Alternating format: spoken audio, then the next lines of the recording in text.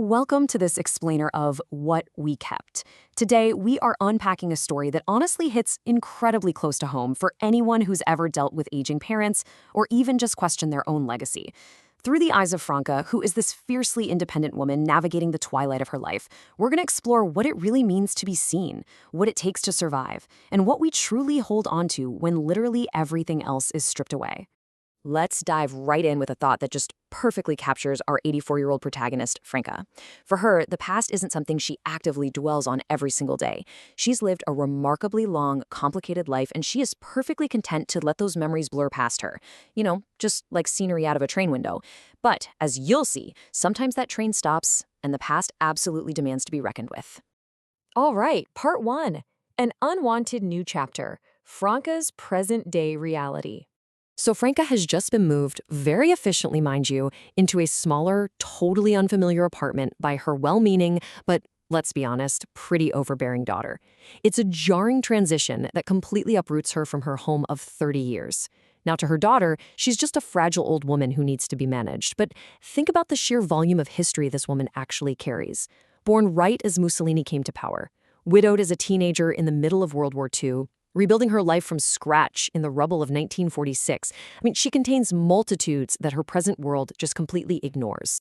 Which brings us to part two, Ghosts of Postwar Italy, the reappearance of Anna Rossini. Franca's quiet, kind of displaced routine in this new apartment is suddenly shattered by a letter. It's from Clara, who is the daughter of her post-war friend Anna. Clara is digging through her late mother's diary, desperately looking for deep meaning and this noble history. But this journal entry, it reveals the raw, messy reality of their youth. It shows two 23-year-old girls, both grieving husbands killed in the war, sitting in a cafe and just trying to survive the absolute impossibility of their situation. They weren't these stoic, historical figures. They were just lost, laughing in the dark, and feeling incredibly guilty for simply being alive. And this massive disconnect brings up a question we basically all have to face eventually. Do we ever really know our parents? Because we only know them from the moment we arrive in their lives, right? Everything before that, their early heartbreaks, their fears, their own quiet rebellions, it's a completely separate universe. Clara's quest is this profound attempt to cross an uncrossable divide. Let's look at part three, the burden of good intentions, the friction of caregiving. This disconnect between the generations doesn't just stay in the past. It creates immense friction today. Her daughter's love is expressed through what feels like suffocating anxiety.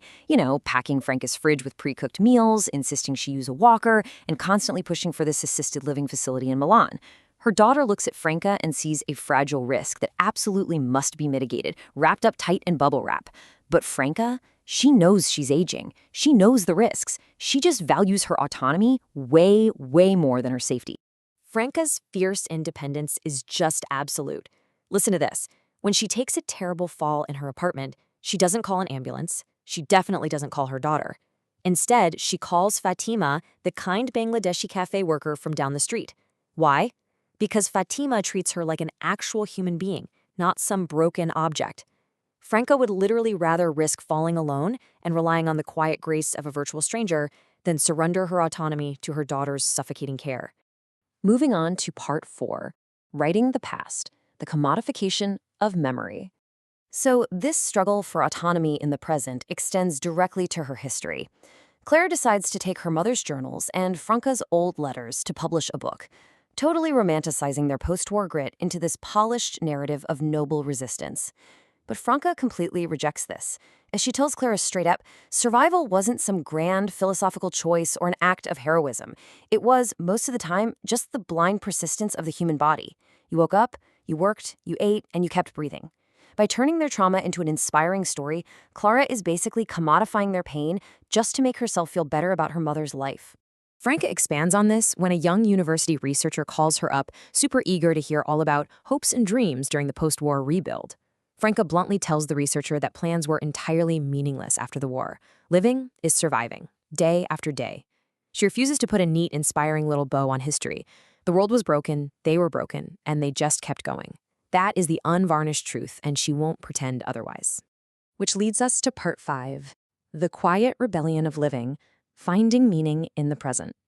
Despite this seemingly bleak, unsentimental view of history, Franca finds a really beautiful, quiet rebellion today. Feeding the pigeons, playing cards with strangers like Pietro, drinking spiced tea with Fatima. Now, to her busy, successful kids, these actions probably seem totally insignificant. But for Franca and her neighbors, who are all kind of hovering on the margins of this fast-paced society, these are vital anchors of autonomy. Showing up every single day at 3 p.m. to throw bread to the birds, that isn't just killing time. It is a declaration of existence.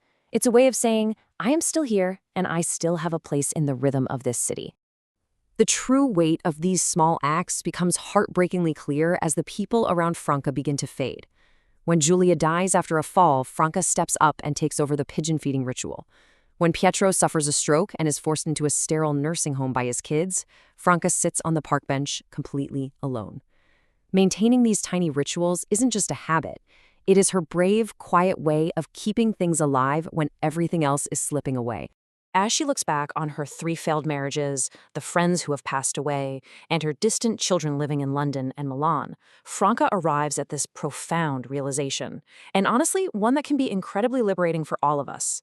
She finds real comfort in her own insignificance in the grand scheme of time. The wheel just keeps turning. New babies are born.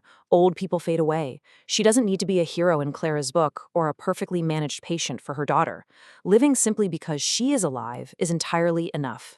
Franca fought to the very end to write her own unglamorous, fiercely independent ending, totally resisting those who wanted to rewrite her past and micromanage her present.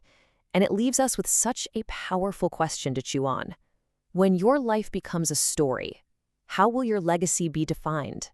And more importantly, who will you allow to hold the pen? Thanks so much for joining us for this explainer.